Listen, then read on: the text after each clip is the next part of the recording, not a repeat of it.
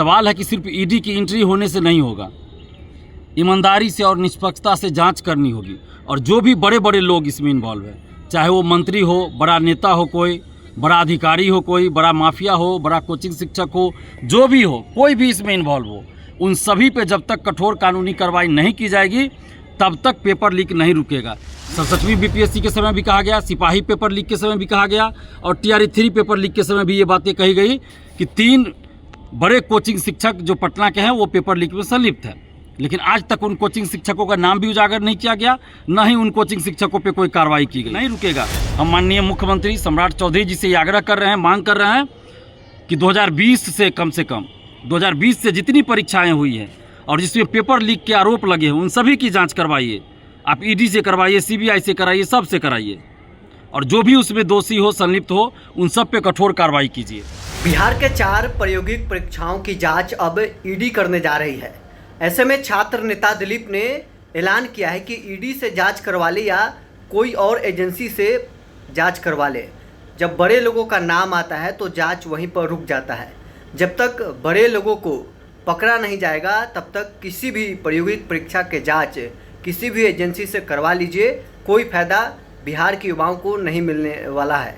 क्या कुछ छात्र नेता दिलीप ईडी से सरकार जांच करवा रही है प्रायोगिक परीक्षा को, इसको लेकर छात्र नेता दिलीप का कहना है। छोड़ जाते हैं आपको इस वीडियो के साथ। बिहार में 4 बड़ी प्रतियोगी परीक्षाओं के पेपर लीक की जांच में अब ईडी की एंट्री होगी, ऐसी खबर आज अखबार में छपी है। इन परीक्षाओं में BPSC TRE 3 paper leak, NEET 2024 paper leak, CHO 2025 paper leak और AEDO परीक्षा 2026 पेपर लीक शामिल है। इसके अलावा ये भी बातें कही गई है कि 2024 और 24 के बाद जितनी परीक्षाओं के पेपर लीक हुए हैं उसमें ईडी की एंट्री होगी और मुख्य रूप से इन 4 परीक्षाओं का जिक्र किया गया है। लेकिन सवाल है कि सिर्फ ईडी की एंट्री होने से नहीं होगा, ईमानदारी से और निष्पक्षता से जांच करनी होगी।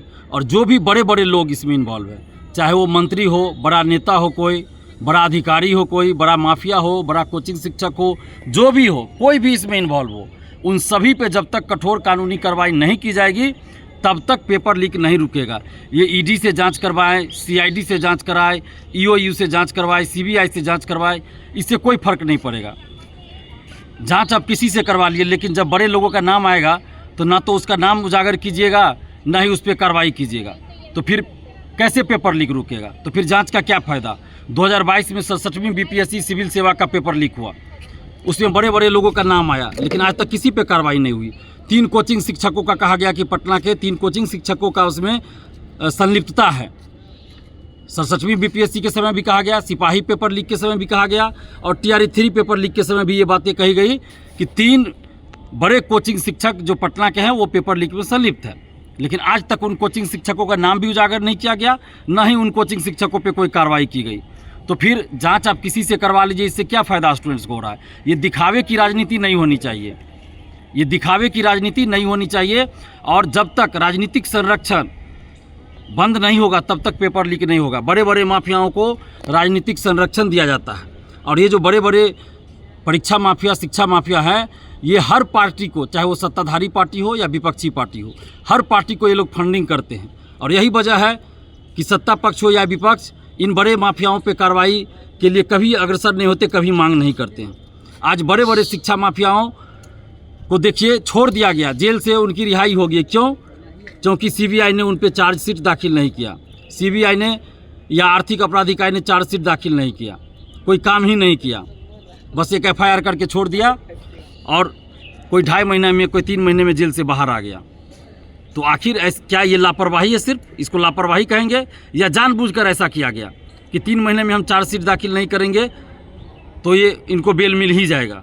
और इस तरह से कई शिक्षा माफिया, 67वीं बीपीएससी पेपर लीक में भी जो कई लोग पकड़े गए थे, उन लोगों को भी इसी आधार पर बेल मिल गया कि आर्थिक अपराध इकाई ने समय रहते चार्जशीट दाखिल नहीं किया।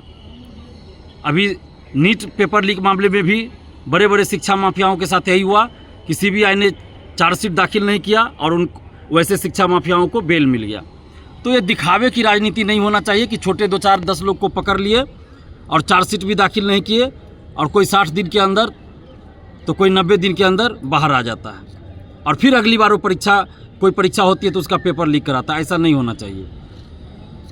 दिखावे की राजनीति नहीं होनी चाहिए। बड़े बड़े जो भी पेपर लीक में संलिप्त है, बड़े बड़े शिक्षा माफिया, बड़े बड़े मंत्री, नेता, अधिकारी, कोचिंग माफिया, कोचिंग शिक्षा, जब तक उन लोगों पे कार्रवाई नहीं होगी तब तक पेपर लीक नहीं रुकने वाली है। इसलिए सरकार दिखावे की राजनीति ना करे बल्कि काम करे, और जो भी संलिप्त पाया जाता है उन सभी पे कार्रवाई करे। जब तक कठोर कार्रवाई नहीं होगी तब तक पेपर लीक नहीं रुकेगा। हम माननीय मुख्यमंत्री सम्राट चौधरी जी से ये आग्रह कर रहे हैं, मांग कर रहे हैं कि 2020 से कम 2020 से जितनी परीक्षाएं हुई हैं और जिसमें पेपर लीक के आरोप लगे हैं उन सभी की जांच करवाइए। आप ईडी से करवाइए, सीबीआई से कराइए, सब से कराइए, और जो भी उसमें दोषी हो, संलिप्त हो, उन सब पे कठोर कार्रवाई कीजिए। सिर्फ दिखावे के लिए आप पेपर में आ गया, मीडिया में आप बोल दिए, उससे नहीं होगा, या दिखावे के लिए जांच चल रही नहीं होगा। 2022 से जांच चल रही है। 67वीं बीपीएससी पेपर लीक की जांच 2022 से चल रही है। 2023 में जो सिपाही का पेपर लीक हुआ उसमें तो एसके सिंघल का नाम आया था, जो बिहार के डीजीपी रह चुके हैं और उस समय सीएसबीसी के चेयरमैन थे। तो एसके सिंघल पे आज तक कोई कार्रवाई क्यों नहीं हुई? इसका जवाब सरकार को देना होगा कि एसके सिंघल पर आज तक कोई कार्रवाई, पेपर लीक में जब उनका नाम आया था उसके बावजूद भी पेपर लीक में उन पर कोई कार्रवाई क्यों नहीं हुई? तो सिर्फ आप ईडी और सीबीआई या आर्थिक अपराध दिखाने के लिए आप ये काम कर रहे हैं, तो दिखावे से नहीं होगा, कठोर कार्रवाई कीजिए।